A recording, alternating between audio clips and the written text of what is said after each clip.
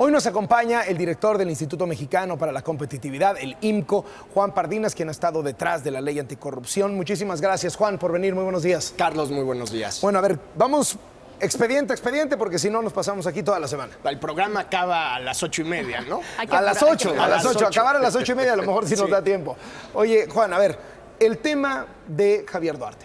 Había sido difícil vincular directamente a los supuestos prestanombres de Javier Duarte con Javier Duarte. O sea, se sabía que mucha gente muy cercana tenía 16 casas, le heredaba 3 propiedades en Prado Norte, en Mazarik, es decir, propiedades en lugares carísimos de la Ciudad de México, etcétera, etcétera.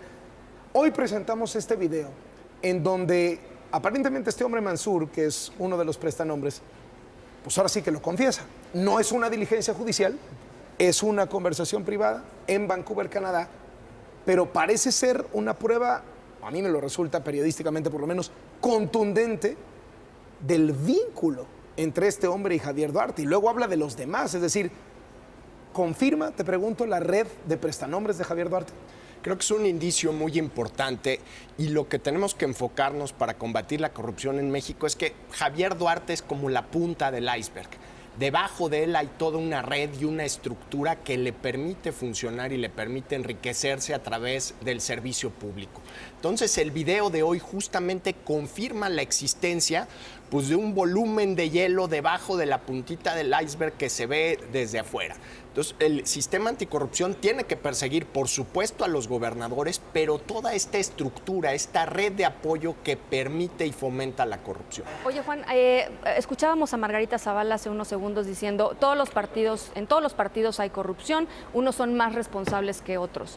Y ahí mi pregunta es, ¿en serio unos son más responsables que otros? Es decir, ¿no vieron durante todos estos años que se iban acumulando pruebas y evidencia con respecto a la corrupción de sus afiliados, en este caso de los gobernadores? ¿Cómo hacerle para agarrar a los partidos y para que asuman su responsabilidad? Yo creo que el problema de la impunidad está democráticamente distribuido en México y refleja los problemas de pluralidad. No hay un partido que pueda decir, nosotros vimos venir el problema, lo enfrentamos, castigamos, corrimos al gobernador fulano o al candidato mengano, no vamos a permitir dinero ilegal de las campañas. Una cosa que dice mi colega Eduardo Bojorquez que me parece muy importante, el de Transparencia Mexicana. El de Transparencia Mexicana. El proceso de construcción de otorgamiento de contratos no empieza cuando se anuncia la licitación. Empieza cuando hay un candidato en campaña que necesita lana para promoverse. Y de ese proceso, ahí es donde la corrupción empieza, como todo el engranaje, a funcionar, se empiezan a mover todas las tuercas y manivelas. Y ahí los partidos políticos que están obsesionados en ganar elecciones a toda costa, pues yo creo que sí hay una responsabilidad colectiva del sistema de partidos ante el problema. Los señalamientos a Duarte son desde que estaba en el gobierno, por lo menos en términos periodísticos creo que no quedaba duda, que ya no está en funciones. ¿Habrá que esperar a que se tenga que emitir una ficha a la Interpol para localizarlo? Ojalá y no, Enrique, porque la evidencia es contundente. Tienes a 2 instituciones del Estado mexicano detrás de él, a la PGR y al SAT. Imagínense nada más tener esos 2 animalitos persiguiéndote. Se requeriría darle respuesta y procesar el caso de Javier Duarte, que es el más visible, pero no necesariamente el más grave. Desgraciadamente sí hay un problema de una república cleptocrática en muchas partes del país, no digo por supuesto que en todos los gobiernos estatales, pero Javier Duarte es el más visible de varios casos que son muy preocupantes y sobre los que deberían actuar estas instituciones. Juan, ¿cómo funcionan los prestanombres? Tengo 2 preguntas. Quiero preguntar sobre la casa de los $10, que pues, es una oportunidad inmobiliaria que ninguno de nosotros ha encontrado. Y mira que le he buscado. Yo creía que tenía amigos y nunca me han vendido. Nunca me han vendido casas a $10. Pero antes de eso, ¿cómo funcionan los prestanombres? ¿De qué sirven? ¿Y cómo se convencen? ¿Cómo son pactos entre sí? ¿Son amenazas? ¿Cómo funciona? Es el mecanismo perfecto para garantizar la impunidad. Creo que la entrevista es muy contundente sobre esta tarjeta Black, Black digo, porque en España hay un caso muy similar que involucra al Partido Popular con tarjetas de crédito. Pero imagínate que te dan una tarjeta de débito de estas que ni siquiera traen nombre, y tú puedes disponer de esa tarjeta, a la hora de pagar ya no usas tu firma, utilizas un chip y puedes disponer de millones y millones de pesos sin que haya rastro, pues que están asociados directamente a otra persona. Entonces tú puedes ser un funcionario público como Javier Duarte, que en un despliegue histórico de cinismo dice en este estudio la semana pasada, yo nada más tengo 2 propiedades. Y puedes tener una vida que está más cercana a una monarquía árabe que al de un funcionario público del gobierno de Veracruz, gracias a estos sistemas de encubrimiento donde puedes, tu vida cotidiana, de ninguna manera, los gastos que tienes cotidianamente no se reflejan ni en tus estados de cuenta, ni en las propiedades que tienes registradas. Entonces, combatir los prestanombres es combatir probablemente la primera escenografía que protege, que cubre, que oculta los problemas de corrupción en México. Ahora, Juan, la casa de los $10. ¿Por qué hace eso? Para deshacerse de propiedades, para que cuando busquemos en el catastro de Estados Unidos no aparezca él, pero si se la vendes a $10 a alguien es porque confías en ese alguien, en este caso un tío, ¿no?, de la esposa. ¿Cómo funciona eso? Para deshacerse de la propiedad jurídica de la casa sin necesariamente perder el usufructo, esta palabra bastante fea que usan los abogados para decir que usas la casa, que gozas, que disfrutas de la casa a pesar de que esa propiedad no esté a tu nombre. Entonces no es rastreable, no es jurídicamente imputable. Oye, tú eres dueño de una casa en Arizona, pero pues, puedes ir ahí todos los fines de semana o pasarte el invierno muy a gusto y nadie te dice nada. ¿Qué puede pasar con Javier Duarte con las nuevas reglas anticorrupción?